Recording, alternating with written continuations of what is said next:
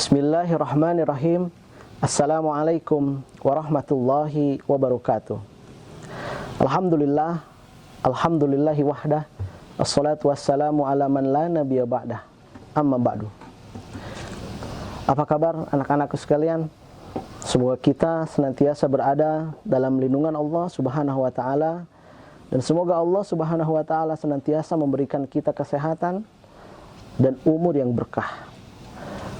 Anak-anakku, mungkin di antara kita pernah ada yang bertanya, siapakah atau bagaimanakah Al-Quran pertama kali dibukukan?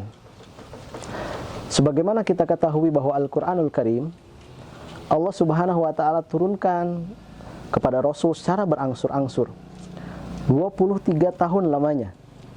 Terkadang Al-Quran turun kepada Nabi dengan memiliki sebab-sebab tertentu, ataupun mungkin tidak juga memiliki sebab. Tatkala itu Rasul Shallallahu Alaihi Wasallam membacakan Al-Quran di hadapan para sahabatnya. Kemudian para sahabat coba untuk menghafalkannya.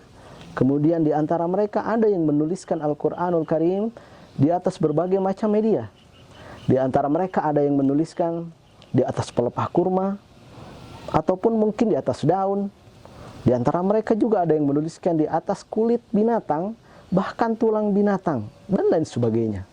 Untuk mengumpulkan Al-Quranul Karim, tentu dibutuhkan seseorang yang cerdas, seseorang yang memiliki hafalan yang kuat.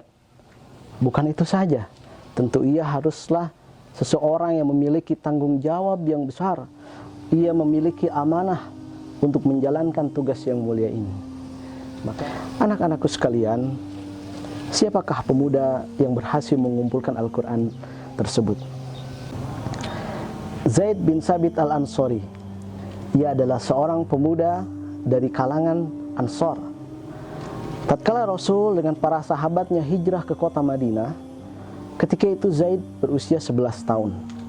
Zaid adalah seorang pemuda yang tidak memiliki ayah, karena ayahnya meninggal dalam sebuah pertempuran.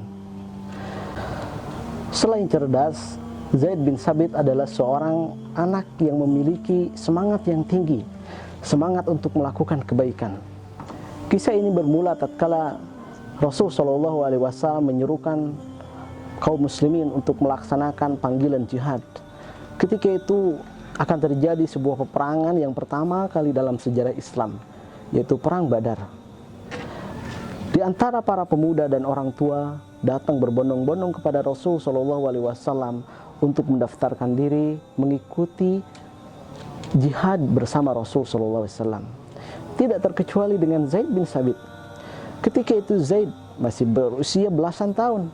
Ia datang menghampiri Nabi Sallallahu Alaihi Wasallam dengan membawa sebuah pedang yang hampir sama dengan tinggi tubuhnya. Ketika itu ia datang kepada Rasul Sallallahu Alaihi Wasallam, kemudian meminta izin. Akan tetapi Nabi Sallallahu Alaihi Wasallam menolaknya, karena Nabi melihat bahwa Zaid ini masih kanak-kanak, masih tidak bisa dan tidak memungkinkan untuk berperang di medan jihad. Zaid adalah seorang cendekia. Ia memiliki otak yang cerdas. Ia adalah seorang penghafal Al-Quranul Karim. Ia adalah seorang penulis wahyu Rasul Shallallahu Alaihi Wasallam.